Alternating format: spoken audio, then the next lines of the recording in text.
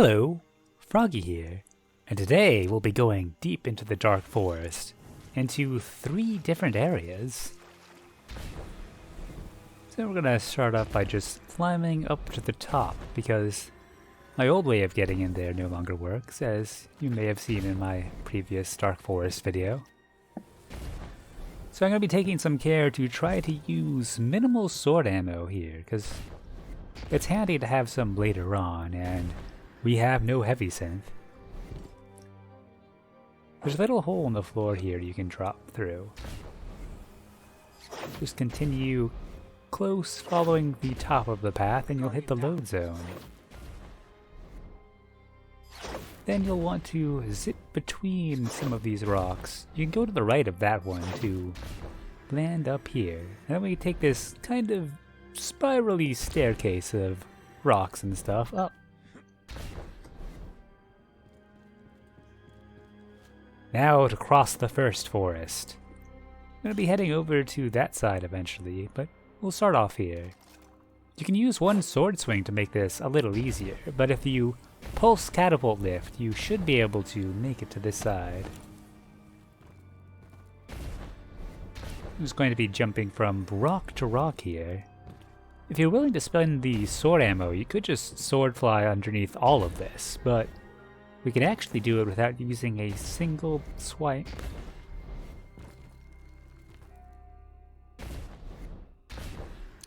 So we're going to dip down underneath here for this one, and now cross on to the other side. We've turned around completely, so we gotta turn the other way to keep going. And we're mostly going to be following the left side here on all of these handy rocks.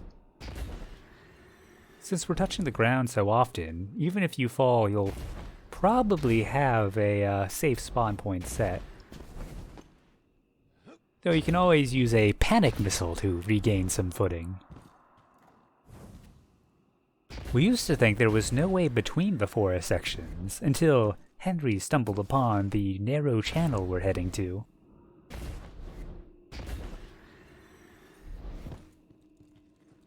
That rock up to the left, we can't go to the left side, so we're just gonna go underneath here. And jump around to this watery rock, and straight across there. Use the last of the jump to get back up top.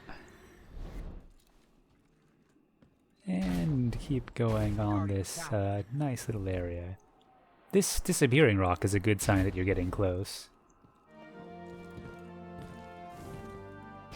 This jump's a bit tricky, so, you could just spend 3 sword ammo and skip this part. But we're getting very close to the end of the first forest section. See a little square corner patchy thing that we're heading towards.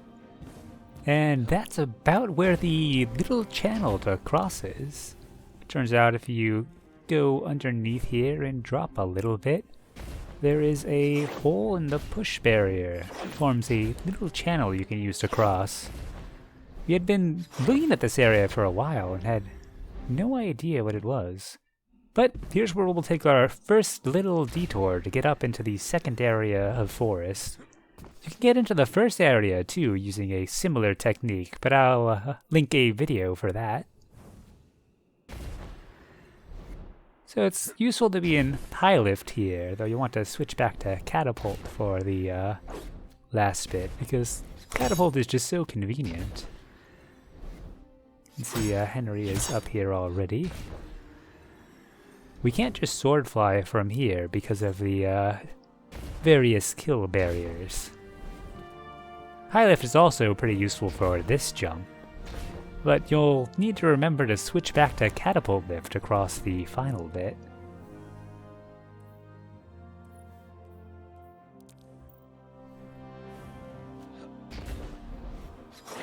And that puts us right underneath the second section of forest. We haven't been here for a very long time. It also puts us right around where we're going to res breach through the floor. You can technically do this sort of breach with one person, but it's much easier with two. Because you only need to have a res point for a two-person attempt. For one person, you need to get your respawn point there. So, if you're trying this and you find yourself getting the same exact res several times in a row, you're going to need to leave the area and come back. But there is a nice little trick to it. If you use Code of the Missile, which has a crouching hitbox, you can just directly go into the narrow pinch area without touching any other land. And that will force your res point to be right where you landed.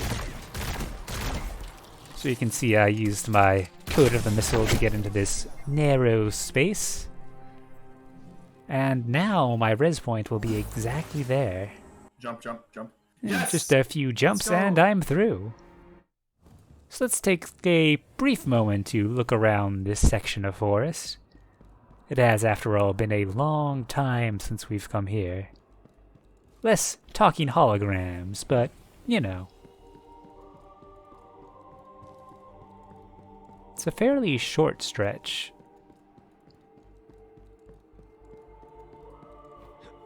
And after this, we'll just carry on to the other side. Yeah, that's about the end.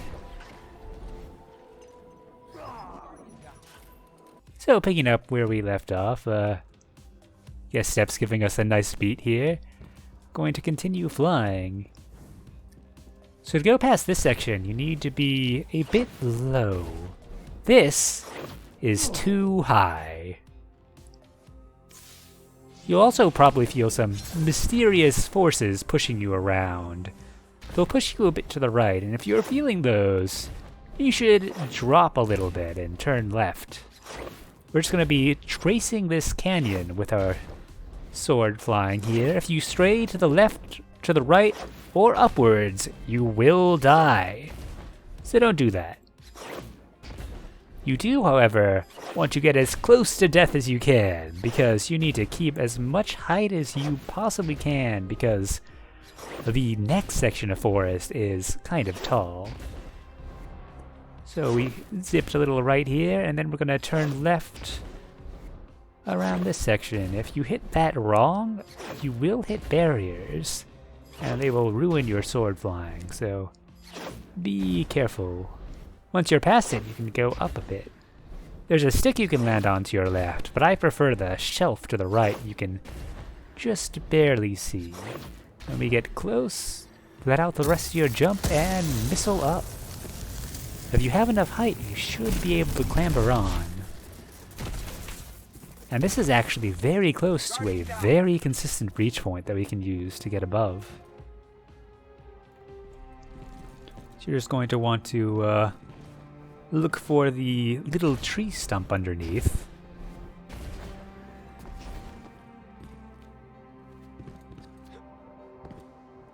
You can see where we landed, and there's this little area here.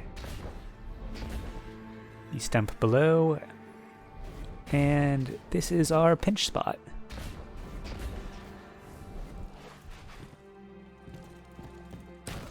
Just die here and have someone res you. The first time Henry managed to do this solo, but I wouldn't recommend that because having to set a different spawn point is tricky and wrought with peril. Getting the res can be a bit tricky too. For this sort, you need to keep moving, but you also need to keep in range of the ghost, so press yourself against the wall and move into it. Steppe didn't get it there, so I'm going to give it a go. And right around this blue speck works pretty well. Just chill there a bit while your res point gets updated. And unlike a spawn point, you can get resed right where you died. And just a couple jumps and we are through. Don't mind that sword swinging, I was watching Henry's stream as well. So now we just need to get Steppe up here. He was having some difficulties, so he used the missile approach. Just zipped right into that spot and died. And we got this on the first try. So it is a fairly consistent technique. Little bit of celebratory tree climbing. On a little side note, I had an interesting time with this res for Henry here. As soon as I resed him, it kind of zipped me across, so it's kind of neat. Anyways, back to the shard. Over there is where the mysterious pull takes us. But we'll get to that in a minute. First, I'll show you the little landmark that Henry was using to spot a nice tree to climb. It's a little spawn door here, and a tree that you can use to get some height. If you go past the shard, there is a turn pack zone, unless you get high enough to be above it. I'm just going to jump over to this tree knot here, and climb a bit higher. It's kind of hard to see this, so pull out your ghost if you need the extra lighting. And I recommend doing a pulse here to see the curve of the landscape so you can see where to jump to get good footing. Then we just jump over to this thick branch here. From here you could probably sword fly across, but we're going to use the stasis super since I am out of sword. Basically lets you sword fly at height without the sword, which is very handy for those no ammo situations. And we've arrived at the mysterious hill.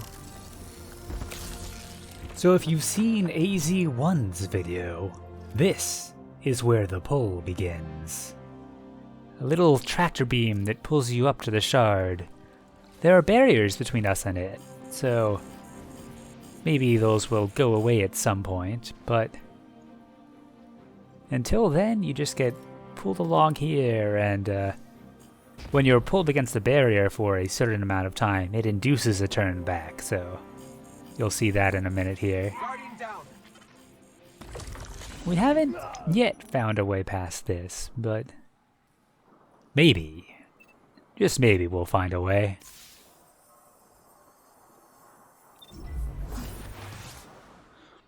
But yeah, that is where it stands now. I'll let you know if we make more progress. Before I go, though, there is a little bit more that we found. Henry noticed that this white rock is intangible, so you can ballistic slam down it. And you can use your super from ballistic slam to stop, so you can actually sword fly around there a bit. We weren't able to get past the barrier though, but there's still some space to explore. If you get in the tractor beam too much, ballistic slam will not pull you out of it, which leads to a pretty amusing sight. Apparently if you hit someone with it, it also slams them down like what happened to Henry there. So that's neat.